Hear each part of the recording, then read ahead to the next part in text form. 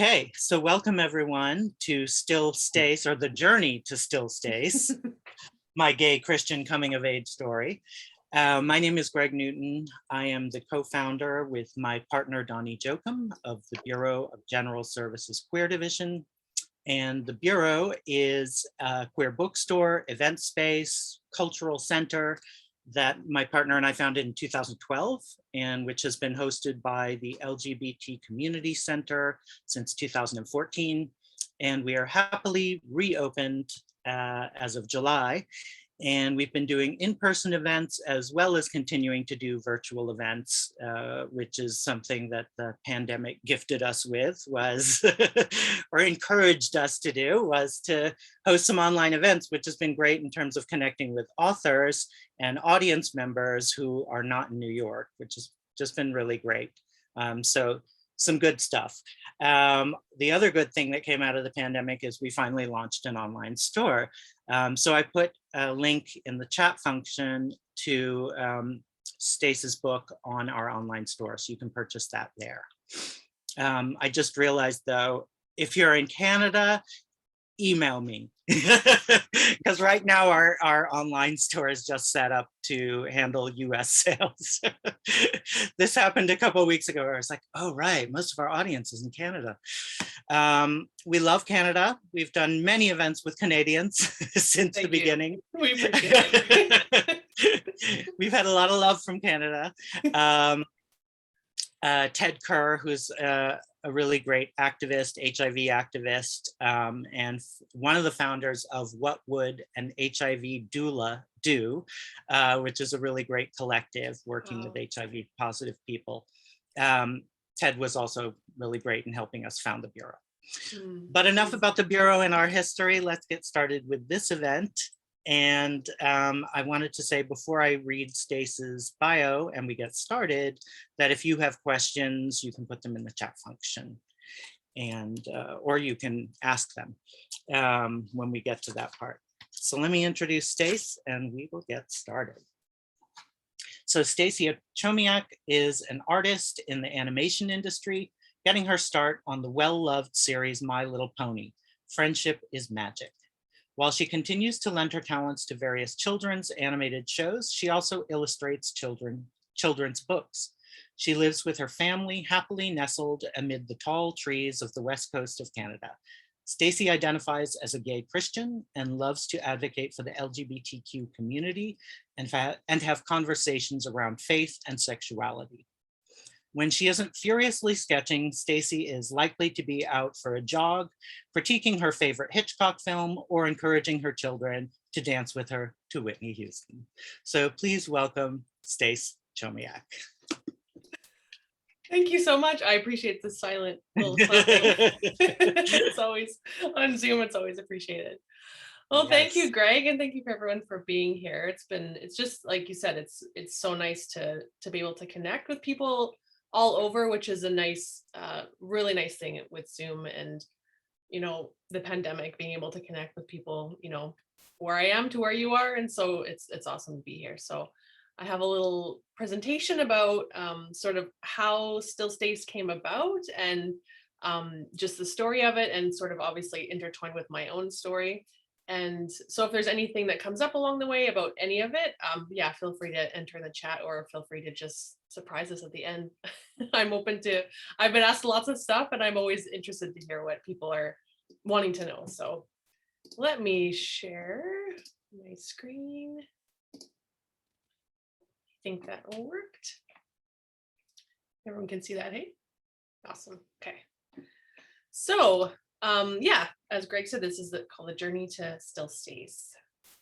I want to first acknowledge that I'm coming from the unceded traditional territories of the Coast Salish and the Stolo people, also known as Chilliwack, British Columbia, Canada, which is about an hour drive from Vancouver.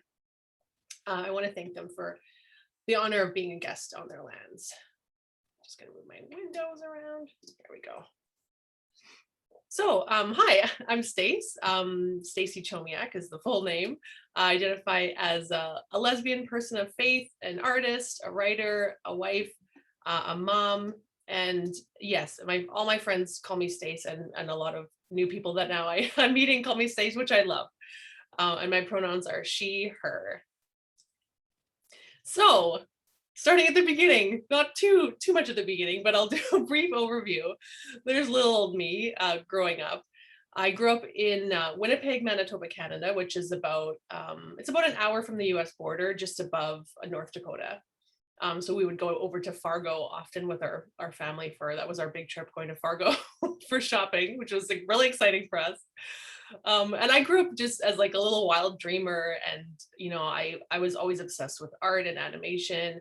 And I remember, I think in kindergarten I was sitting on the like little carpeted steps of our like library at school, and the teacher was like, "What does everyone want to be when they grow up?" And I was like, "Oh, I want to be an animator." And she was like, "Oh, that's specific.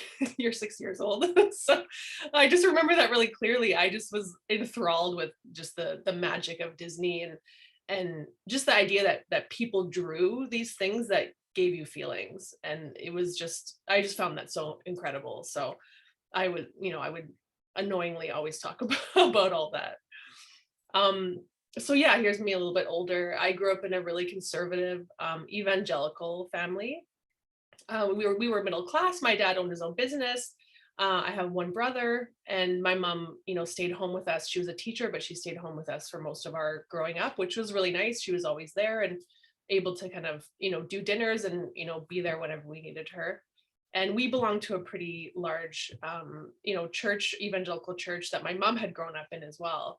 And it was really my second family. It was, I just loved being there. And I went to like Sunday school, I went to youth group, I went to Bible camp every summer. I went to, like, it was called Crusaders, which was like a Christian's brownies sort of, and you'd earn badges. And but I mean, I loved all of it. It was just an extension of my family.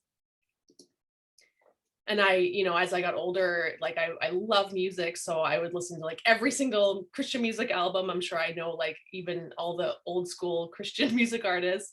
And I was very aware at being like a good person, and I'm like, I'm not going to listen to secular music, that's not right, and I'll only listen to Christian music and worship music. And I was baptized at birth at my church, and then baptized again in youth group, just to make sure it stuck, and trying to make sure like, okay, I really mean it, so I'm going to do this again.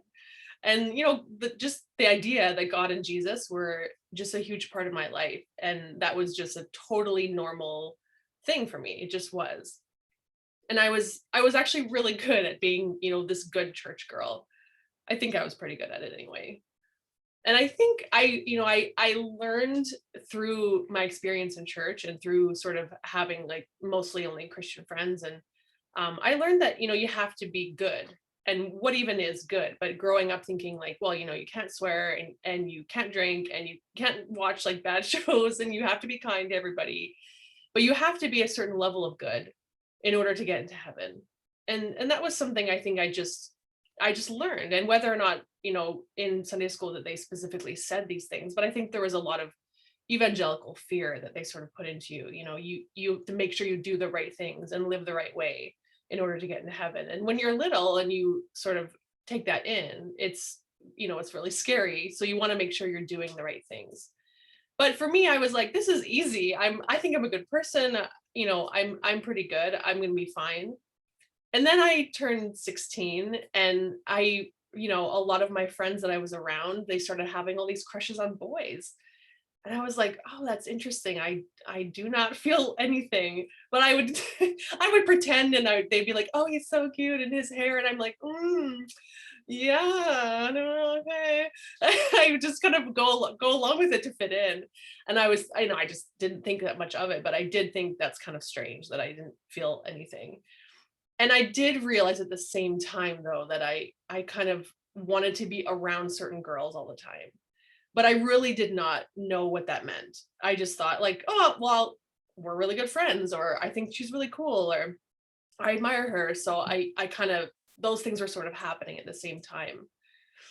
And when, this continued, and I realized that I was really drawn to girls, and sort of maybe realizing that maybe there's like an attraction there, I honestly had no Christian vocabulary for what I was feeling. Like, I mean, literally, like the words lesbian and homosexuality, didn't even exist to me, because I had grown up in this like evangelical Christian bubble, evangelical heterosexual Christian bubble. And I didn't know those words. And so I had all these different Bibles, you know, I seriously probably had 6 different translation of Bibles. And so I would look up like maybe these feelings that I'm feeling, maybe somewhere in the Bible that can explain to me what this means. And, you know, nothing really made sense to me. And so I eventually did hear the word homosexuality, but I still didn't know what it meant fully. So I had to go to my local library, because it was pre-internet. So I had to go to the local library and look up what it meant. And then once I knew what it meant, then I was really terrified. And then I started to look further into my Bibles, like, what does this mean now? This is really scary. You know, what do I do with this? Because the only thing that I really understood about the word homosexuality was that it was this overwhelmingly huge sin. And somehow this good person that I thought I was now, you know, just consumed with this huge sin. So for me, that began a 13-year journey of me just intensely trying to figure out, how can this be happening to me when I'm a good person and now I'm consumed with this sin? And how do I move forward? What do I do? And I just felt like inside, like my soul, for lack of a better explanation, I really just felt like I was at war with myself. And I didn't know where to go, because my faith was intertwined with who I was. So once I silently admitted to myself, because you know, growing up in the church, there's a lot of shame attached to even straight sexuality. There's a lot of shame attached to it. So then when you're struggling with same-sex sexuality, it's even more so. And so I quietly admitted it to myself. But once I did that, I was like, okay, then I must not be good anymore. And that means that Jesus must not love me anymore, because I'm no longer good. And I have to do whatever I can to get back to being good, because that's the only thing that matters. I don't want to go to hell. I mean, that was sort of the end game. So, you know, I thought, okay, whatever I have to do to not get there, to get back to being good. So again, quietly, I had no one to talk to, because everyone around me was Christian, and I knew that they would be shocked and disgusted and whatever if they found out about this with me. So I did lots of research, and I tried to look only in the Christian community, because I didn't trust the secular gay community. I thought, they're going to pull me in further. I can't trust them. Satan already has a hold on me. I can't trust them. So the only resources I found within the Christian community was ex-gay ministries. And so I started to then, you know, read up on these people who had apparently found freedom through praying the gay away. So I thought, okay, well, I guess this is my only path forward. So I started to do that. I started to, you know, try to get connected with that community. And at the same time as well, you know, I was in like youth group or young adults group, and my church started to preach explicitly against homosexuality at that time. And it was just a sort of a compounding daily shame and fear and loneliness and despair, truly, and not knowing, you know, there's no way out of this. And what do I do? And there's no one I can talk to. And so I just felt like I no longer fit in this church world where I had been immersed, and it was this other part of me. Now I just felt like I was just completely, like, you know, a square peg in a round hole. And I did truly just feel completely alone for the 13 years. And for that entire time, there was nobody existing that I was aware of who called himself a gay Christian. That term did not exist. I would have lost my mind with joy if I had even found one person who I knew said that they had found peace with both. So fast forward lots of years to today. You know, obviously the book goes into a lot more detail, but in 2010, I did finally make peace with my faith and my sexuality. I got married to my wife Tams in the photo here in 2011. And we have a daughter and a son. I've been working in animation for over 10 years. I've worked for DreamWorks, Netflix, Sony, Apple. And I published 2 books in 2021. One as an illustrator, which is Rainbow Boy, which is a really cute queer picture book, and then Still Stace as an author illustrator. So 2021 was not a bad year for me, I gotta say, even with the pandemic. But you know what? After having kids, I really, really wanted to find a way to tell my story. That was a huge motivator for me because like as one does when you have kids, you are reliving your own upbringing and you're seeing yourself reflected in these little innocent people. And I felt my younger self tell me, I was so alone and I didn't have anybody. And I just didn't want anybody else to feel that way. And I thought if I can find a way to tell my story, maybe it'll help one person to not feel alone. And if it does, then that is everything. So I thought, what can I do? What can I do? So I worked in animation and I thought, well, maybe I could do a short film about it. But I'm not a great animator. I work in the design department of animation. I design characters, I design locations. So I'm like, I'm not going to do a film. That's going to be too much work. So I was on the commuting train here. This is the West Coast Express, which goes from the outskirts of Vancouver into Vancouver every day. And I was commuting into the studio and I started sketching and I just sketched this like super rough sketch of myself, younger me, sitting on a church pew with her Bible. And that was the very first sketch of the whole thing of Still Stace. My very initial idea though was going to be a picture book because I envisioned it as something I would give my kids. So I thought, well, a picture book, I can just do like the really bare minimum Coles Notes of, what happened in my life. And because it's for my younger self, I titled it Dear Younger Gay Me. And I thought, well, maybe this is a way that like her and I can sort of heal together and we can go back to those times that were really hurtful. And, we can share them and we can move forward and help other people. And I thought also, I didn't know of many stories of people who were queer and had faith and made peace with both and had a happy ending, because there are lots of stories of people getting hurt and leaving the church, and that's totally valid. But I think there are other stories of people who have been able to make peace with both and to give that hope as well to some people. So I thought it would be great to have that representation out there because I just didn't know of many gay Christian stories that existed. So here's some of my rough sketches on the side here of just me trying to figure out what to share and how to draw it and what would I say. And I felt, even with that first sketch, I was like, oh, this is weird. Drawing myself and drawing my story, because it's been a long time and we working on crews of artists and working on, stuff for big clients. And, it's exciting to see my name in Netflix, but I'm a very small part of a large production. And now I'm drawing myself coming out and struggling. And that's a whole other thing. So I thought, well, this is really scary and really vulnerable. And I didn't know where it was even going to go. But I thought, well, if it goes nowhere, at least it's cathartic for myself. And at least I'll have it written down, for my kids one day when I can share this all with them. And that was enough motivation for me to keep going. But underneath that, honestly, if I think back, I felt this like sort of pull. It was just like a little voice saying like, just keep drawing, like something's gonna happen, just keep going. And I was like, okay, I'll just keep doing one thing at a time, and I'll see, I'll do the next right thing for me, and then we'll see what happens. And maybe it'll help one person. That was always my goal.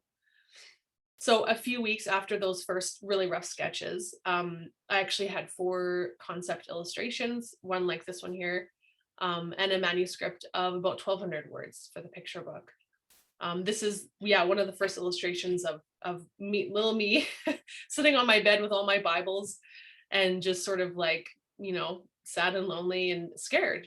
And, often when I do art for myself, I really struggle with how it should look, and I'm really critical. And it's strange, but for these illustrations, like it just sort of poured out of me. And it was like, younger me was just really wanting to get outside of my body and tell her story. So it was really cathartic for me. So I had this little package and I thought like, oh, well, if I want to see if anything can go anywhere, maybe I should see if I can get an agent. And I've heard that, it's really hard to do. So I'm like, well, I can send an email. Like, that's not hard to do. So in May 2019, I sent out, I think I don't know, I queried even, I Googled like how to write a query letter and who's open for, queer stories. And, thankfully there's Google to figure this stuff out. So I sent that out in May 2019. And the next day, I actually had 2 offers of representation from agencies in New York. And I had 2 different conversations that I was totally shocked and thrown off that was happening. But a few days later, I signed with the Ben agency. And here's a couple more. Here's the concept cover that I made for Dear Younger Gay Me. And then another image of me coming out to a friend from church and feeling pretty overwhelmed with that. So that was April 2019. So then I signed with my agent Claire, and we worked on a formal pitch then to send out to editors. And that was when that sort of nudge inside was like, oh, okay, this might go somewhere now. This is a little scary. So we sort of put together a pitch, and the main characters, which was me, and then my wife, eventually Tams, and then the Bible plays a big part in the story. So that was kind of one of the main characters. And, we got a lot of feedback from editors, and the main feedback was, we love the art, we really love it, but it needs to have more content. And I was like, oh, more content. That's really scary. I'm not sure if that makes sense to me, or if I don't know really what to do with that, honestly.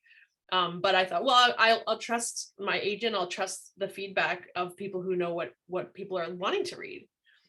So that's when we kind of breached the subject of like, maybe we should expand this to even possibly a graphic novel, which again was really scary. But I thought, okay, I'm just going to trust the process and do the next right little thing, and I'll just keep drawing and I'll keep writing.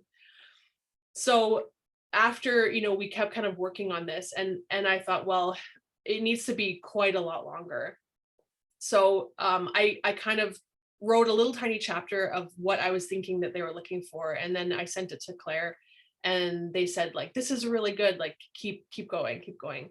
So after I got that little bit of encouragement, I really did feel my story just like grown inside, with just like, I have to get out of your body. And I sat in my office and I wrote for 22 hours straight. And it just like came out, everything came out, and it went overnight to 44,000 words. And my wife Thames would sort of open the office door and be like, are you okay? Do you need a snack? I'm like, I'm fine. I'm okay. I can't stop. So it all just came out, everything that I needed to say. And that was such a strange, surreal experience for me, but that's just how it happened. So in October 2019, then we were approached by Beaming Books, which is a publishing company in Minneapolis, I believe. And they were really interested in acquiring. And then in November 2019, they sent us an official book deal offer, which again was just so shocking to me that someone was going to give me money to write my own story. I'm still actually in shock of that. So, and they're a smaller publishing company, and they really understood and respected and promised to keep safe, my story, and understood the intent of me wanting to help other people, and promised not to like edit it or, just do the best work with it. And I really respected that. So we did sign with them. After all the negotiations were over, we signed with them in February 2020. Almost exactly a year after that, like very first sketch, which I know publishing is slow, but to me that felt pretty fast. So yeah, it was quite a journey. And so because, in that process, when they had bought it, and we were now sort of more of a young adult book, graphic novel, they proposed that a name change would make more sense, because the name that I had was more of a picture book name. So we both kind of brought, the editors and me and Claire, we all brought our own ideas of what it should be called.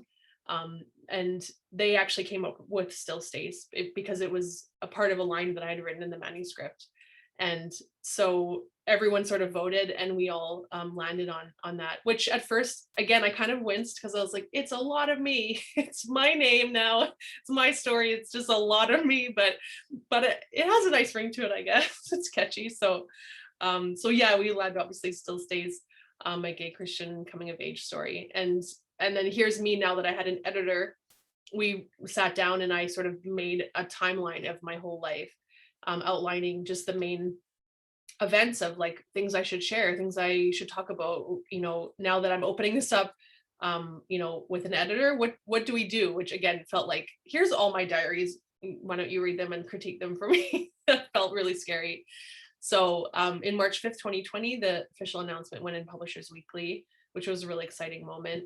And I just continued to rewrite and write and expand and edit, now that I had an editor. And I had written the whole manuscript in third person.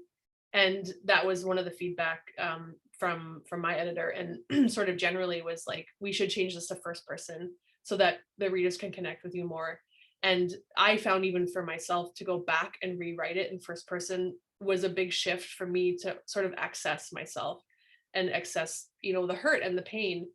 And I hope that sort of came through, but it was a lot to sort of have to go back in and yeah, just relive all of those things in order to sort of channel them into the book. And so I did 3 cover options for them. I think 2 of them Beaming Books asked for, and then 1 was my idea.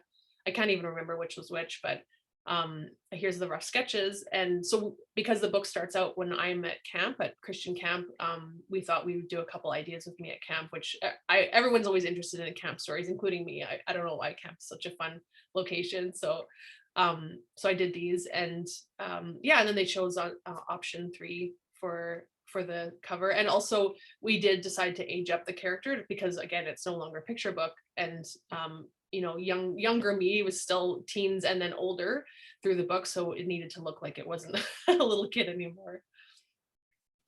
So yes, the art. So after the manuscript was completed, which is a very huge, very huge milestone, in working with multiple editors, then we went through all the chapters to pick out the key moments to illustrate. I kind of forgot that I was going to illustrate it too. So I was like, wow, I'm done. And then I'm like, oh, no, I am not done. I am not done at all.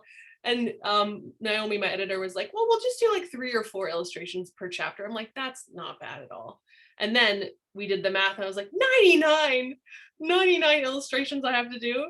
That was extremely daunting, because I had sort of poured out all my emotional capacity into the manuscript without realizing I have to go back into all those moments and then visually write or draw them out, which was really challenging for me. So here's some of the rough sketches of various moments in the book. And we worked on roughs from August to November 2020. So I think we broke it down into 3 sections. So I would send like a section of roughs to the editor, and then she would kind of critique them. And then I would do revisions when I did the color rounds. So yeah, it was a strange thing to have to access these things to draw them. It really used a different part of my brain and a different part of my heart. And sometimes I would just be crying and drawing because it was just, you know, to relive those things, to be able to visualize them. It was important, but it was hard. It was hard. Yeah, and then this is the other thing is, again, I initially thought it was going to be full color, because I thought picture book is going to be full color, but with the shift to a YA book, the trend is 2 color. So I'm like, okay, shoot, how am I gonna be able to have the style that I want, which is really painterly, in painting in a 2 color way? So me and the art director at Beaming Books, we kind of had to go back and forth and figure out what to do, because I didn't know how to do this. So this is what we figured out, is that I would paint in the same way, but I had to keep all the blacks and grays on one layer. And then this Pantone orange, which I chose, I had to paint that underneath in another layer. And when those 2 plates were combined, they would look like this, the final art, which I really didn't know if it actually would turn out until I got the book, which I'm so happy that the illustrations turned out, because was a massive logistical hurdle for me. And I just wanted it to feel painterly and to feel hand done and to not, I know some of them actually do kind of read almost as full color, which some people have said. So I'm really happy that it worked out, but that was a huge hurdle for me to figure that out as well. So here's some of the finals that made it into the book. And a couple of them here, I have, like, there were some of my original concepts, which I had to repaint in 2-color, but it was just such an amazing full circle moment to sort of have these concept ideas that I just did for myself, really, and then to be doing them for an actual book it was so neat. But it was the hardest thing I've ever done, because I ended up having only about 8 weeks to complete all 99 drawings. And I was working full time as well at the same time. So sometimes I was drawing like 14, 16 hours a day. And I remember going into the kitchen sometimes being like, oh, I have 37 left, or I have 45 left. I don't know if I can do this. And Tams is like, just keep going one at a time, one at a time. So it was like probably the most epic thing I've ever done. So to have it completed is it's really, I'm really proud of myself. It's I'm also very happy that it's done. And then March 17th, 2021, the cover was revealed and we went up for pre-order. Publication was actually initially in May, but because of COVID and everything, things were delayed, which ended up being better because we had more time to finesse the manuscript and I had a little bit more time to work on the art. So publication date was set for October 19th, 2021, which I can't believe has come and gone. It's so crazy. So in August 2021, that's when, everything's done, and now the editors and everybody's sending out to other people to read for endorsements, which is something I was learning about. Also something that I realized was really scary, because this is when I realized, like, oh, this isn't going to just stay in my office. Like, this is going to go out to people to read. And it is very honest and vulnerable. And it is just everything out there. And I know there's people in my life that, aren't happy about it being out there. And so it just was a lot of new scary things to overcome. But some of these, a lot of the feedback we've gotten and these endorsements were really beautiful. And I was just so encouraged by, being just so welcomed with sharing what I did. And so this was a really exciting way to sort of start the journey of it coming out. And then this is October 4th, 2021, when I got my author copies of the book. And it was so bizarre just opening up the box and being like, I can't believe this is a real book. And there's my wife, Tams, and I, we were posing with the illustration of us when we first met in church.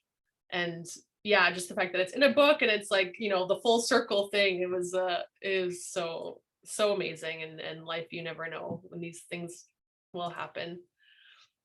So publication day, October 19th, 2021, I went out on my own for a bike ride, which is what I always do to sort of process my life. And I wrote a letter to myself, who this book is for. And I said, dear younger gay Stace, today's the day. Our story goes out into the world. We did it. You and I together. Thank you for being brave with me. Thank you for showing me how your hurt could be used to help others. Thank you for trusting me, crying with me, and celebrating with me. Regardless of what anyone says, I'm so proud of us. It's time to let our story go and take its own flight. So that was a pretty neat moment for me to just have, and just celebrate and just sit with that. So thank you for listening. And I'm gonna do a really short reading. This was a photo I took on publication day. So I'll stop sharing, and if there's any questions ruminating in your mind, let me know. But I'm going to read from chapter 4, and then we can have a chat if there's any questions. So chapter 4, summer 1997. A couple months passed, and a big group of us were at a restaurant late one Friday night after youth group, celebrating my 17th birthday. We were a rousing crew, enjoying our iced teas and plates of spicy fries. My friends made me laugh and made me feel loved, but I was so confused inside. Studying the Bible in secret had been no help. Joanna sat beside me, laughing at a joke with our friend Lisa. She acted like my other friends when we were all together, but we both knew she wasn't just a friend. I desperately needed to understand this. The only place I knew to get more information was the library. The next morning, off I went, wearing my most boring beige outfit so as not to draw any attention. If anyone asked, I would say I was researching a project for school, but the only project on my mind was Project Why Am I Liking Girls? I did a quick walk around the library, trying to look casual and breezy. I needed to make sure no one knew I was there. I couldn't risk someone finding out my biggest, most horrifying secret. I was almost too scared to look it up, but as I heaved a massive dictionary onto the desk in a corner of the sun-filled library, my fingers furiously thumbed to H. My eyes found it quickly, as if a magnet had pulled them there. Homosexuality. I read the word silently and then immediately looked up, expecting a huge alarm bell to sound and everyone to come running, mouths open in anger and disgust.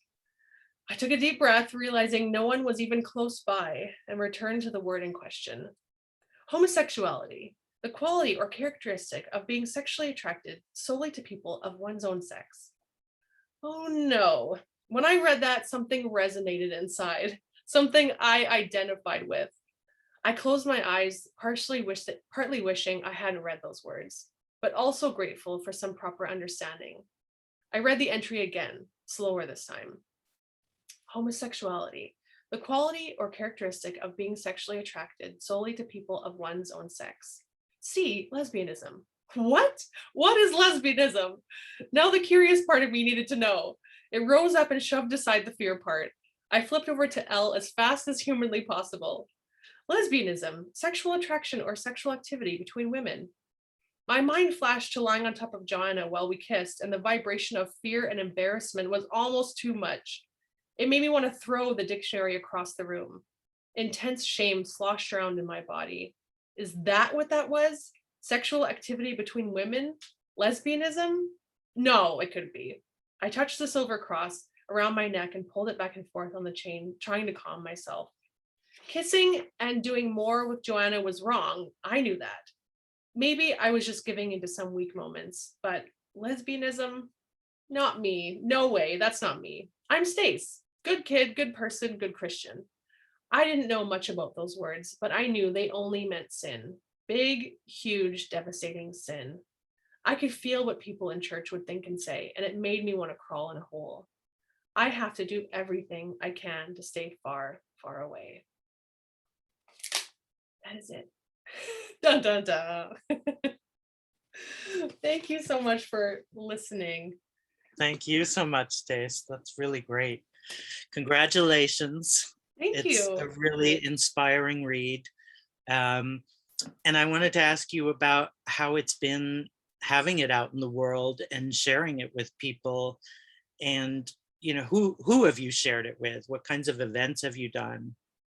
Yeah, that's a great question. I've actually done quite a few events, a few sort of local events for like book launches, and I've done quite a few virtual events with churches, which has been pretty amazing because there's lots of, I think a lot of churches are wanting to have these conversations and are sort of on the cusp. And I mean, there's a lot of people struggling still in a lot of congregations, and there's just not enough voices to speak to it. Or it also takes the pressure off of the pastor speaking about it. And I'll talk about being gay, totally, I'm fine with that. So so just Yeah. having those sort of forums for that has been a really huge thing. So I've done a lot of those kind of virtual events since it's been coming out. And then I've gotten a lot of like private messages and emails from people, and asking like, can we chat, can we Zoom, like I'm really, I don't know what to do. And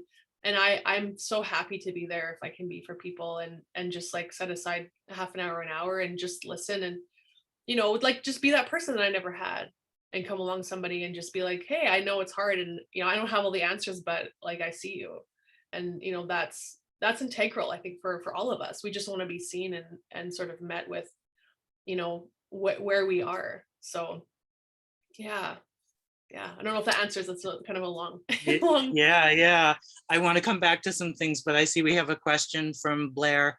who's asking, do you have any advice for how someone might return to faith? I feel like I made that choice you thought you had to make, God or gay. To survive, I let my faith go. Reading your story, I'm wondering if it's possible to regain my previous faith. Oh, thank you for that question, Blair.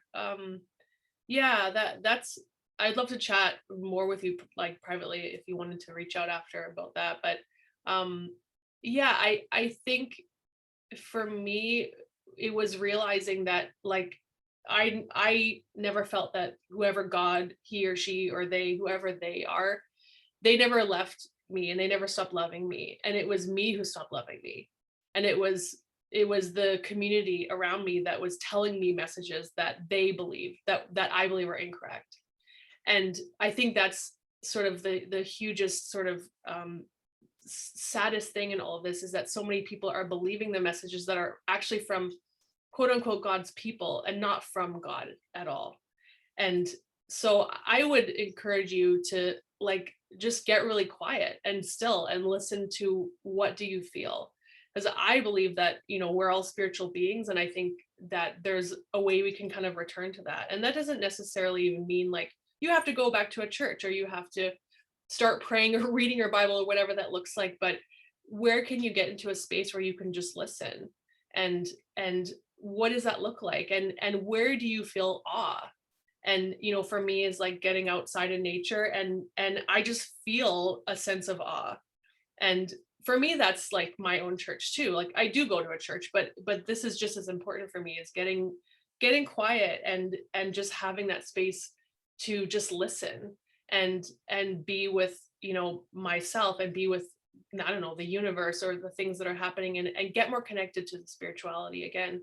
And I think little steps like that can really help to, you know, think about like what does this mean for my life, and how can I open up those doors again, and then maybe start to get connected with other people who want to have conversations about these things. And you know, how did you overcome this hurt, or how did you deal with this, and just get curious, right?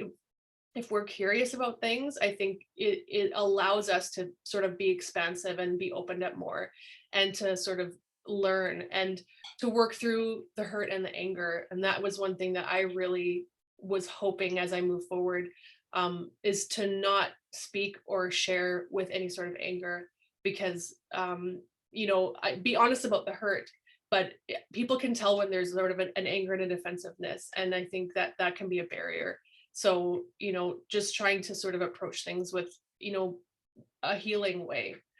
I don't know if any of that makes sense, but these are just thoughts that, you know, that have helped me. Thanks for popping up. And I believe you did reach out, right? I think you emailed me, I think. I did. I'm Yes, sorry. you did. I don't mean to be monopolizing the time. I know you're super No. busy, but No, you I thought I'd ask again. Why not? No, I'm so glad you did. And I have it in my inbox, and I've been wanting to like take some really good time to respond. So it is coming, but thank you it's so good to meet you in person. And yeah. Good to meet you too. Sorry, I've been invisible this whole time. I didn't know if I was supposed to be visible. It's up to you. That's up to you. We never know with Zoom. No, it's up to you. So yeah, but yeah, I'd love to connect. Yeah, for sure. Email me again. I do get it. So and we can have a one-on-one chat or something. I'd love that. I appreciate it. There's a lot in your story I think that resonates with any gay Christians or prospective gay Christians, but like there's a lot of similarity in my community of faith and yours, except there's a lot less feeling. So that's part of why I wanted to like make myself visible and kind of talk about it, because it's hard to discuss via text, but like even the possibility of connecting in like that emotional or intuitive way to anything divine is not a thing in the faith tradition that I grew up in. I'm not seeking to return to that specific faith tradition, because that would be bad. But it's I don't know. I mean, I think it's good advice. It's hard. It's hard for somebody who doesn't have any sort of, or at least hasn't worked those muscles in a long time. Absolutely.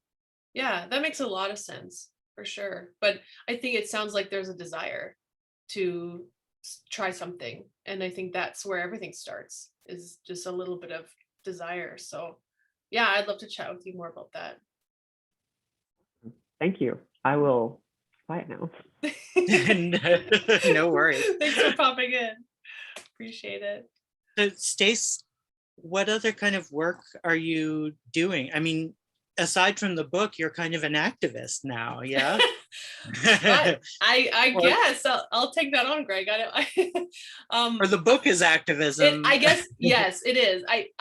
Yeah, that it's been an interesting sort of turn of events, because I've always just felt, since sort of getting that piece with myself and my sexuality, I really felt like this burning desire or ability to just share, and I never really knew what that would look like. I never ever imagined it would be a book, but I thought, well, maybe one day I can speak in church and I can just tell my story. So I have told my story in a lot of churches, like I guess they say your testimony, and talk about how I made peace with it, because I think it's really, really important to have queer representation in church, because there's not enough of that. So I am all for any invitation I get. I will absolutely show up, and I do a lot of speaking in churches, like virtually or in person.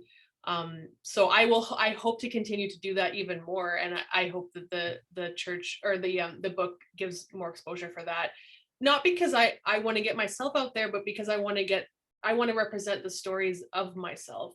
And the suicide rates of people who are queer, who comes from faith, are astronomically high, and it's about people's lives. Just seeing someone else up there to say, like, don't give up, like, you are loved, that is so important. And if I can have a tiny part of that, then yes, absolutely, I will always try. So that's something I'm doing whenever I get the chance, whenever I get the invite. And then I still work full time. I'm art directing right now, so I sort of, that helps to pay the mortgage. And and I do love animation, but I have some more ideas about other queer books that I'd like to do. And so there's some pitches that I'm still working on with my agent. And so yeah, there's lots of things about, like, what other stories are not represented, and how can I help with that. And especially for the faith communities, because again, that there's just not a lot of representation there. So I guess if that's called activism, I guess that's me now. I don't know. I never thought that would be added to my resume, but here we are. And, Yeah, definitely. Yeah. Definitely. I mean, yeah, I'm just so glad that there are so many stories coming out for young people in general, whether they come from a faith tradition or not. Just, there's so much out there that was not there before at all. Absolutely. When I was growing up. Yeah. And it's wonderful. One, there's the internet, so kids can find things about, I mean, I know the internet's massive and you could end up in a lot of terrible places too. Yeah, that's true. This is true. But at least you see how big the world is. Yeah. And that, there are lots of other people like me. And the more of us who speak out and talk, the more young people see there are options. Totally. Like our store, the Bureau, is going to be hosting filming of the It Gets Better project. Have you heard of that? Yeah. So they're going to be filming a couple things in our space, which I'm really glad about. They're like exciting. Sex ed videos. So I'm glad that there's so much more information out there for younger people, and especially, I mean, of course, older people as well need help. Of course. And like you said, we often queer people are going back and looking at our childhood and reliving certain aspects and trying to heal from those really difficult, painful times. So it's just so important to have all of this. The more the better. Yeah.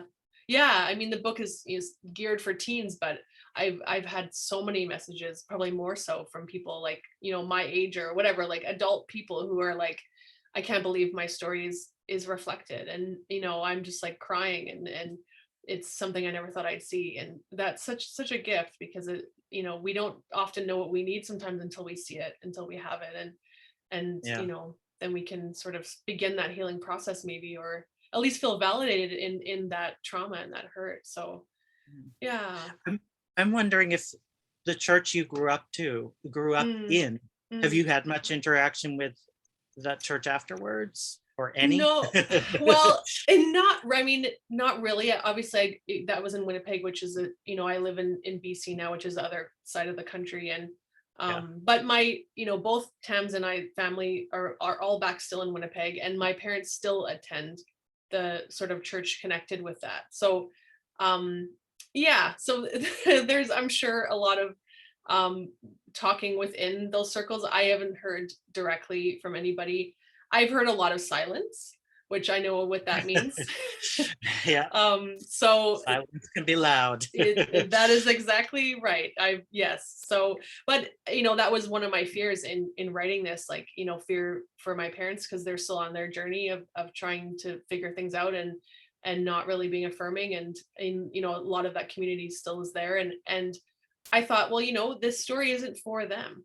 This story is for the people who need it. And if they have to do their own processing, and whatever this means for them, and I have to just do what's right for me. And if this feels like a door opening that I believe God opened, and I'm going to walk through it, and just take whatever happens after that. And so it's been interesting to sort of navigate, but counseling helps.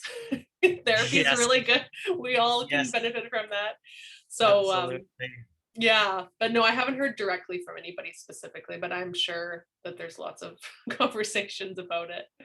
Yeah, yeah, yeah. I mean, that's something I think about a lot, is like, it would be great to be able to go back to those spaces that we were raised in and say, this Mm, is how, this was my experience. yeah, This is what it was like for me, yeah, um, growing up in this space. yeah, And this is not to make you feel bad. This is not to condemn you, but it's to tell you the truth of my yeah, experience. And yes, I want you to listen to that. And yeah, you yeah, know, um, absolutely, yeah, and because so many, I mean, I grew up in an evangelical family as well.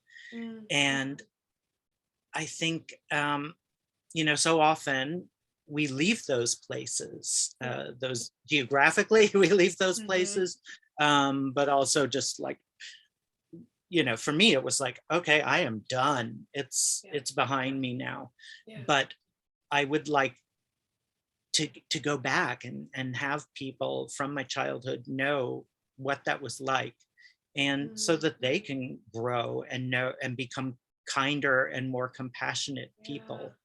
Oh um yeah, exactly. I have had some people who I grew up in church with, and I don't even know if they're affirming or not, but they've sort of said, like, I'm sorry if I hurt you, and I didn't know back then. And it's really emotional, and it's really hard for people to do that. And yeah, but it is really healing, because I think often, especially in church, we don't know a lot of the hurt that we're, putting on others, especially when a lot of us are really closeted and pretending like it's not us when it's us. And yeah, but then you're hearing everyone talk, and you're pretending like you're one of them, but then you're actually on the other side of it. And you're taking all of that hurt in, and that shame in, and it's not people's fault, but it still happens. So to even have that, people acknowledge that I'm sorry that happened, like that's, we all just need to want to heal and move forward. And maybe have to have a lot of grief about this stuff that isn't going to fully change, or that this stuff happens, so that we can fully move forward. And so hopefully these are even just invitations. The book is an invitation to have a conversation about, like, oh, I didn't realize that this happened, or that you felt this way, or that you even struggled this much. And yeah, that's a lot of people too. They're just really quietly struggling. And so yeah, just having more conversations is, yeah, yeah, thanks, Blair, for saying that yeah, it's yeah, it's hopefully it's meaningful for people at any age. Would it be Yeah. weird for me to compare it to, I know this is a little off topic, but it is animation. There is a series that I watched recently that had like a similar effect for me that kind of felt like healing past me, if that makes Yeah. any sense. It's a little cheesy for those of you who are acquainted with the original cartoon, but the new version of She-Ra and the Princesses of Power Yeah. has a lot of it's pretty awesome animation. Yeah. It's a little bit different style than yours, but also really awesome animation. Yeah. And it had a similar effect, like going through the series, like helping me with dealing with a lot of the stuff that you just sort of pack down as tight as you can and keep moving. So Yeah. I think it's working. I think the story is effective, and I hope you keep sharing it. Oh, thanks. Thanks. Yeah. Yeah, love She-Ra too. Sweet. We're coming up, well, it is 12 o'clock, New York time, East Coast time. Yes. Maybe one more question, if you don't mind. Of course. I wanted to know, like, whose work do you admire? Who's doing good work in this area with Christians, with queer Christians?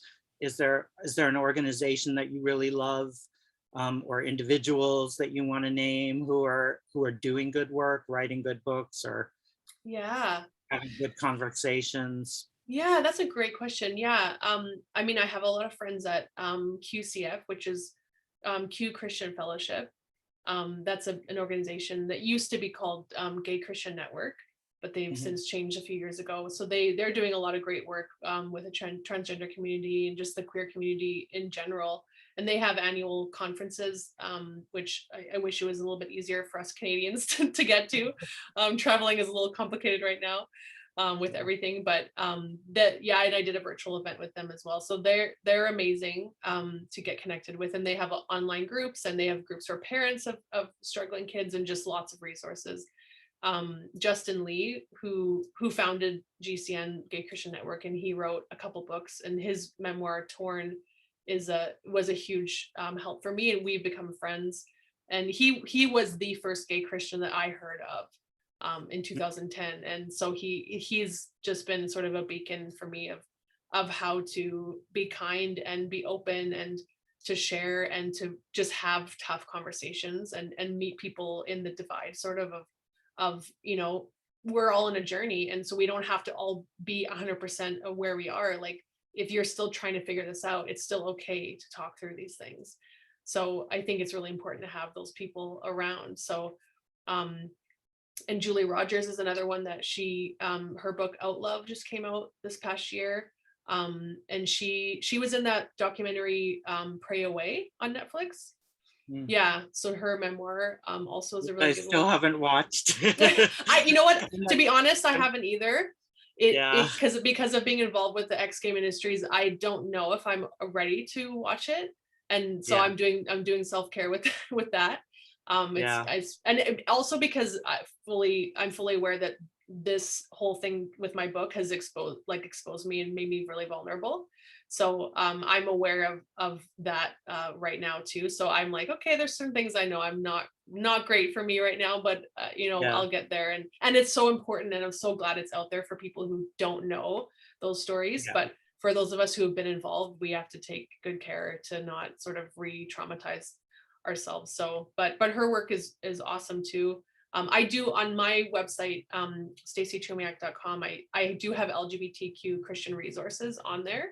So I have a long list. Oh, Kathy Baldock is another one that she's an author and an activist, and she is amazing. And she's actually she has a movie and a book coming out this year it's called 1946, the movie, and it talks about when they basically decided to put the words homosexuality into the Bible, and like why, and how that everything was hinged on that. And I think it's gonna be really, really important. So she's another huge firecracker for the LGBTQ Christian community. So there's lots of people that that I'm just trying to stand among, and but not all of them are coming to mind, but definitely they're on my website that's too. Great.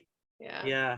So actually, that's what I'll do. I'll go to your website and copy some links and put that when I Sure. post this on our YouTube channel, so that Oh, thank you. the Yeah, resources are right there. that would be great. That's great. Yeah. Thank you for doing Great. that. Thank you so much, Stace. This is really Yeah. great. I Oh, really thank you. appreciate your taking the time to talk with us. Oh, it's And such my pleasure. thank you for getting this out in the world. This is Aw. such a great gift to so many people. Thank you so much. Thanks, Greg. It's been awesome to meet you and to connect. And yeah, I hope we can do something again in the future. This has been awesome. Yes. And if you're coming to New York, look us up. Yeah, absolutely. We will. Please stop by the Bureau. Definitely, we will. Yeah. All right. I'm going to post this online. Thank you. Good to It's a see beautiful everybody. book. Thank you. Thank you for sharing your story. It was great to hear it. Thank you so much. Thanks for coming. Yes. Thanks, Jeff. Take care, everybody. Bye. Have a good Bye. day. Bye, all.